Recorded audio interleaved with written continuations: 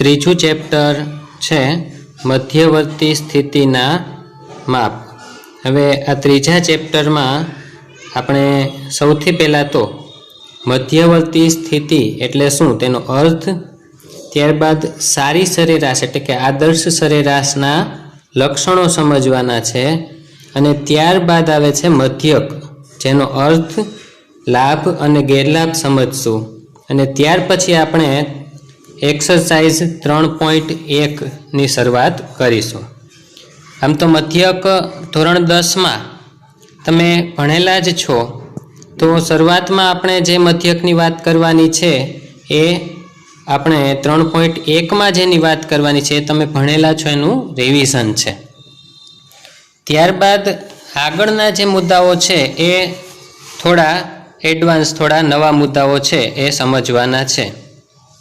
હવે સૌથી પહેલાં તો આપણે મધ્યક અથવા તો મધ્યવર્તી સ્થિતિ એ શું છે તેની આપણે વાત કરીએ। તો અહીંયા એક ઉદાહરણ આપેલું છે કે ધારો કે એક કંપની છે, તેમણે ઉત્પાદિત કરેલી 2 વસ્તુઓના વેચાણની એમને સરખામણી કરવી છે। હવે વેચાણના આંકડા તો દરરોજ બદલાતા રહેશે, તો ધારો કે એ કંપની પાસે છેલ્લા 50 દિવસના વેચાણની માહિતી છે, અને આ માહિતી પરથી એ આવૃત્તિ વિતરણ તૈયાર કરી શકે, જે આપણે ચેપ્ટર 2માં જોયું કે આપણી પાસે વેચાણના આંકડાઓ હોય તો આપણે આવૃત્તિ વિતરણ કઈ રીતે તૈયાર કરી શકીએ। ત્યાર પછી એ વેચાણના આંકડા માટે વિશેષ તારણો અને તુલના સરખામણી કરવા માટે કોઈ ચોક્કસ માપની જરૂર પડે છે। જુદા જુદા આવૃત્તિ વિતરણો માટે દોરેલા મોટા ભાગના આલેખોની અંદર આપણે એક સામાન્ય તરાહ જોઈ શકીએ કે ચલની કિંમતો કોઈ વિશિષ્ટ કેન્દ્રીય કિંમતની આસપાસ સંકલિત થાય છે। દાખલા તરીકે તમારું ધોરણ 10નું રિઝલ્ટ હોય તો તેમાં જે પર્સન્ટેજ એટલે કે ટકાવારી જે છે એ એક કેન્દ્રીય કિંમત કહી શકાય। દરેક વિષયના માર્ક જો તમે જોશો તો એ ટકાવારી જેટલી હશે તેની આસપાસ, તેનાથી થોડા ઓછું કે થોડા વધુ માર્ક્સ હશે, એટલે કે તેની આસપાસ કેન્દ્રિત થતા હશે। તો અહીંયા જે કેન્દ્રીય કિંમતની આસપાસ ચલની કિંમતો સંકલિત થાય છે તે કિંમતને મધ્યવર્તી સ્થિતિનું માપ અથવા તો સરેરાશ કહેવાય છે। એટલે કે સરેરાશ એ શું છે તો કે સમગ્ર માહિતીના સમૂહનું પ્રતિનિધિત્વ કરતું એક માપ।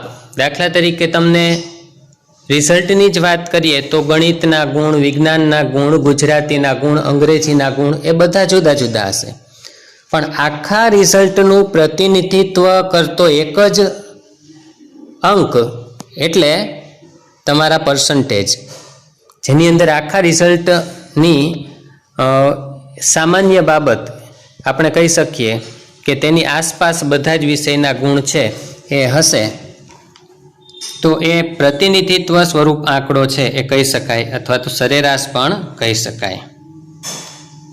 આંકડાશાસ્ત્રીય વિશ્લેષણ, અર્થઘટન અને તુલના કરવા માટે તેનો ઉપયોગ થાય છે। આ રીતે કોઈ એક સરેરાશ એ આપેલ માહિતીને સંક્ષિપ્તમાં એટલે કે ટૂંકમાં રજૂ કરે છે, માહિતીના વિશિષ્ટ લક્ષણો દર્શાવે છે, અને 2 કે તેથી વધુ માહિતીના સમૂહ હોય તો તેમની તુલના પણ કરી શકાય છે। મધ્યવર્તી સ્થિતિના જુદા જુદા માપ હોય છે, જેમાંનું એક મધ્યક તમે ધોરણ 10માં અભ્યાસ કરેલું છે। હવે કયા પ્રકારનું મધ્યવર્તી સ્થિતિનું માપ પસંદ કરવું, મધ્યક પસંદ કરવો, મધ્યસ્થ કે બહુલક કે અન્ય કોઈ, તો માહિતીનો પ્રકાર, સરેરાશનો હેતુ અને આગળ તેના ઉપયોગો આ બધું જોઈ અને કયું માપ મેળવવું તે નક્કી કરવામાં આવે છે। હવે આદર્શ સરેરાશ એટલે કે સારું મધ્યવર્તી સ્થિતિનું માપ કોને કહી શકાય? આપણો ક્વેશ્ચન D1 તમે જોશો તો તેમાં આ પ્રશ્ન છે આદર્શ સરેરાશના લક્ષણો. તો આ રીતે આ પ્રશ્ન પૂછાતો હોય છે. સૌથી પહેલાં તો તે સ્પષ્ટ રીતે વ્યાખ્યાયિત અને ચોક્કસ હોવી જોઈએ. આદર્શ સરેરાશ છે એની વ્યાખ્યા ચોક્કસ અને સ્પષ્ટ હોવી જોઈએ. દરેક સરેરાશમાં આ બધા ગુણધર્મો હોય એ જરૂરી નથી. અત્યારે આપણે વાત કરીએ છીએ આદર્શ સરેરાશની. બીજો મુદ્દો છે તે સમજવા માટે અને ગણતરી કરવા માટે સરળ હોવી જોઈએ. તે માહિતીના બધા જ અવલોકનો પર આધારિત હોવી જોઈએ. વિશેષ બૈજિક ક્રિયાઓ એટલે કે સામાન્ય ગાણિતિક ક્રિયાઓ જે છે સરવાળો બાદબાકી આવી એ વિશેષ બૈજિક ક્રિયાઓ માટે તે અનુકૂળ હોવી જોઈએ. તે સ્થિર માપ હોવું જોઈએ. સ્થિર માપ એટલે શું? તો દાખલા તરીકે આપણે ક્લાસની અંદર 60 વિદ્યાર્થીઓ હોય તેમાંથી આપણે 10-10 વિદ્યાર્થીઓના 6 ગ્રુપ કરીએ અને એ પહેલા ગ્રુપ માટે આપણે તેમના રિઝલ્ટનો મધ્યક મેળવીએ, બીજા ગ્રુપના રિઝલ્ટનો મધ્યક મેળવીએ, ત્રીજા ગ્રુપના રિઝલ્ટનો મધ્યક મેળવીએ અને ત્યારબાદ આપણે એ 60 વિદ્યાર્થીઓને જ એક ગ્રુપ કહી દઈએ અને એના માટે મધ્યક મેળવીએ. તો દરેક વખતે આપણા જવાબમાં બહુ ડિફરન્સ આવવો જોઈએ નહીં.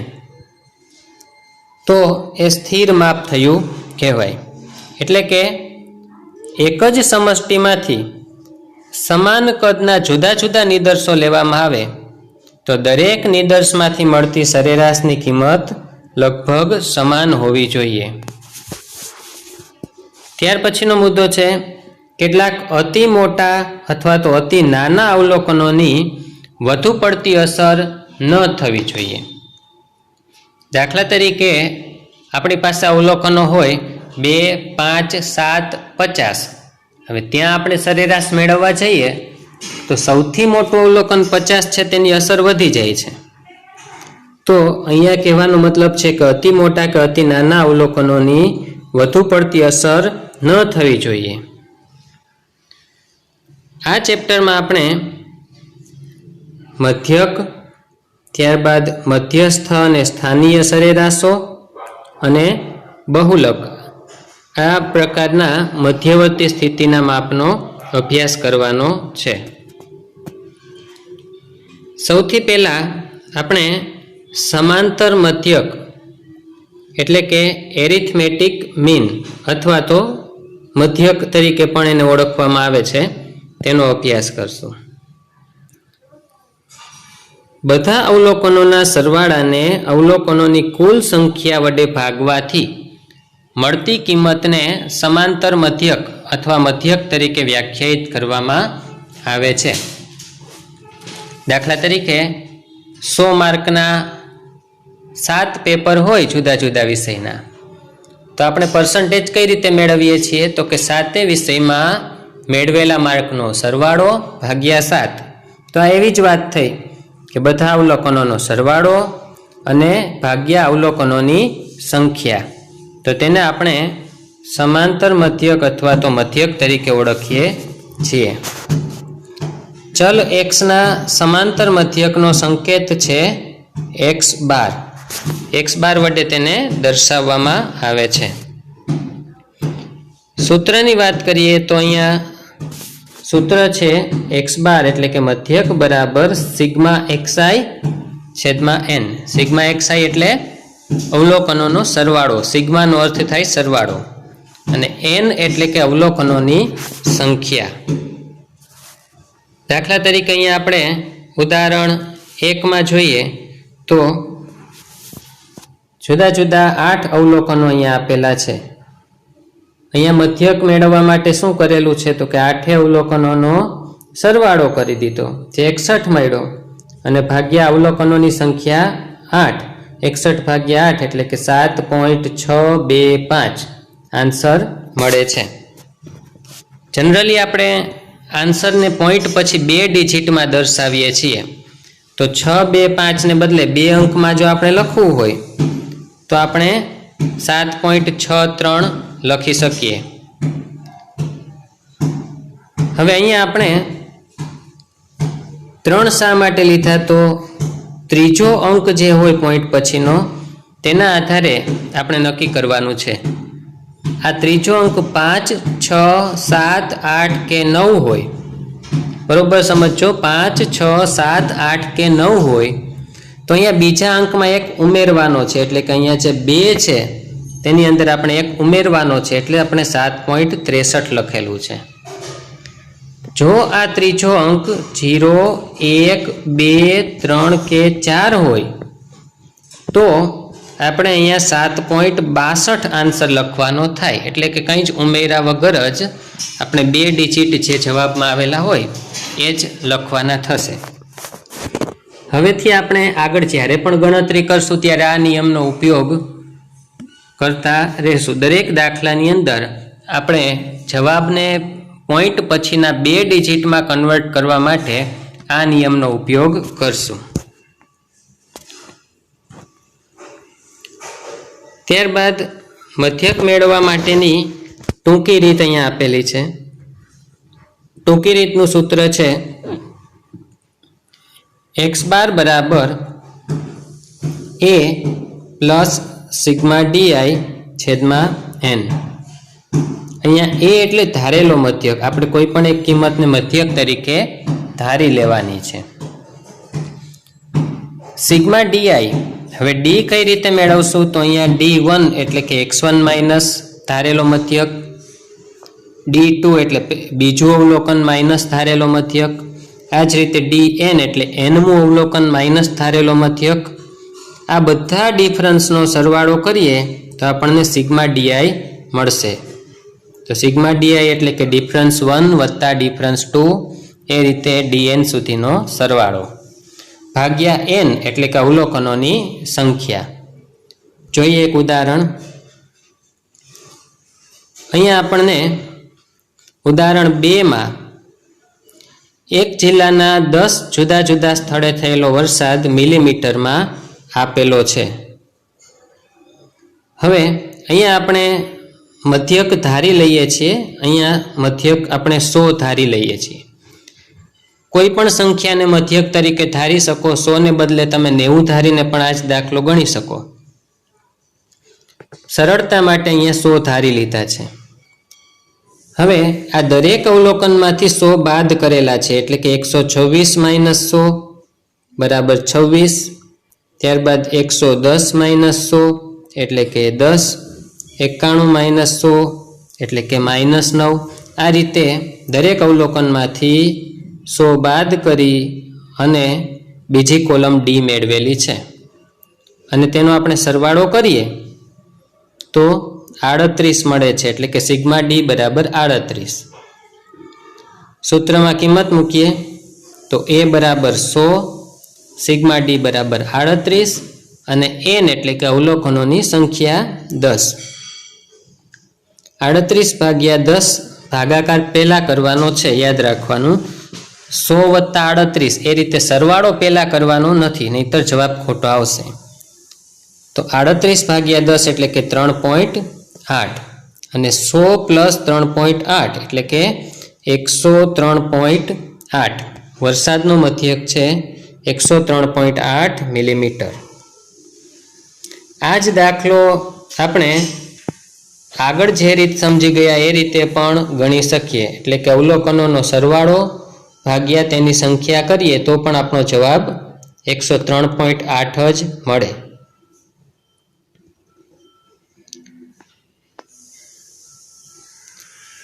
ત્યારબાદ વાત છે વર્ગીકૃત માહિતીની,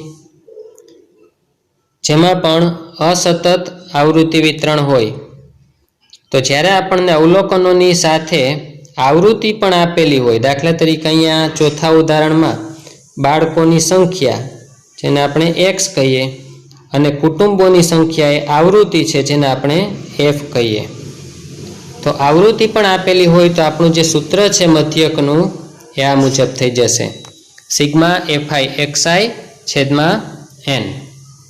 એટલે કે આપણું જે સૂત્ર પહેલાં હતું સિગ્મા xi છેદમાં n, અહીંયા સિગ્મા અને xi ની વચ્ચે fi લખી દેવાથી નવું સૂત્ર બનશે.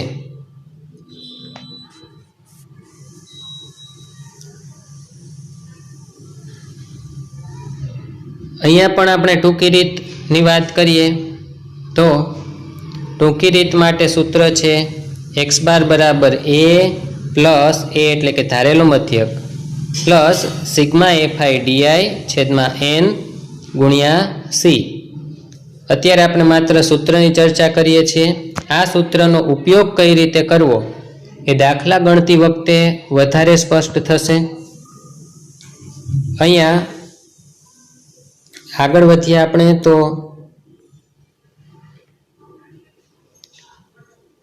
ઉદાહરણો બાદ સતત આવૃત્તિ વિતરણ માટે પણ અહીંયા સૂત્ર આપેલું છે x બાર બરાબર a plus sigma fi di છેદમાં n ગુણ્યા c. સૂત્રનો ઉપયોગ દાખલા ગણીને સમજીશું. અત્યારે આગળ વધીએ.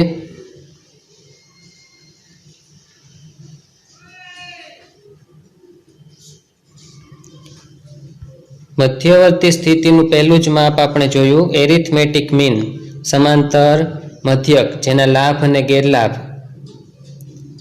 તો આપણને મધ્યકનો લાભ એ બી વિભાગના પહેલા પ્રશ્નમાં પણ પૂછેલું છે. કોઈ એક લાભ પહેલું છે તે ચોક્કસ રીતે વ્યાખ્યાયિત છે, તેનું એક ચોક્કસ ગાણિતિક સૂત્ર પણ છે, ગણતરી કરવામાં અને સમજવામાં સરળ માપ છે, બધા અવલોકનો પર આધારિત છે. આપણે આદર્શ સરેરાશના ગુણધર્મોમાં જોયું હતું કે દરેક અવલોકન પર આધારિત હોય એ સારી સરેરાશ કહી શકાય. તે વિશેષ બૈજિક ક્રિયાઓ માટે અનુકૂળ છે, પ્રમાણમાં વધુ સ્થિર માપ છે અને ગણતરીમાં બધા અવલોકનોને એક સરખું મહત્વ આપવામાં આવે છે. ગેરલાભ જોઈએ તો અતિ નાના કે અતિ મોટા અવલોકનની વધુ પડતી અસર થતી હોય છે. ખુલ્લા છેડાના વર્ગો ધરાવતી માહિતી માટે મધ્યક મળતો નથી. ખુલ્લા છેડાના વર્ગો એટલે દાખલા તરીકે વર્ગ આપેલા હોય 0 થી 10, 10 થી 20, 20 થી 30, 30 કે તેથી વધુ. તો અહીંયા 30 કે તેથી વધુ એ છેલ્લો વર્ગ, એ ખુલ્લો છેડો થયો કહેવાય. તો આવા વર્ગો માટે મધ્યક મળી શકતો નથી. આલેખ વડે કે માત્ર નિરીક્ષણ વડે તેની ચોક્કસ કિંમત મળતી નથી, એટલે કે ગણતરી કરવી ફરજિયાત છે, તો જ આપણે ચોક્કસ કિંમત મેળવી શકીએ. અમુક અવલોકનો ખૂટતા હોય તો ચોક્કસ કિંમત શોધી શકાતી નથી. 5 અવલોકનોનો મધ્યક મેળવવો છે પણ આપણી પાસે 4 અવલોકન છે, એક અવલોકનની માહિતી કોઈ કારણસર પ્રાપ્ત નથી થઈ તો મધ્યકની ચોક્કસ કિંમત નહીં મળે. સરેરાશની આસપાસ સમાન રીતે વિતરિત ન થયેલી માહિતી માટે મધ્યક આપેલ માહિતીનું સારું પ્રતિનિધિત્વ ધરાવતો નથી. એટલે કે આપણા અવલોકનો સરેરાશની આસપાસ જો વિતરિત થયેલા હોય તો મધ્યક એ સારું માપ કહેવાય, નહીતર એ સારું મધ્યવર્તી સ્થિતિનું માપ કહેવાતું નથી.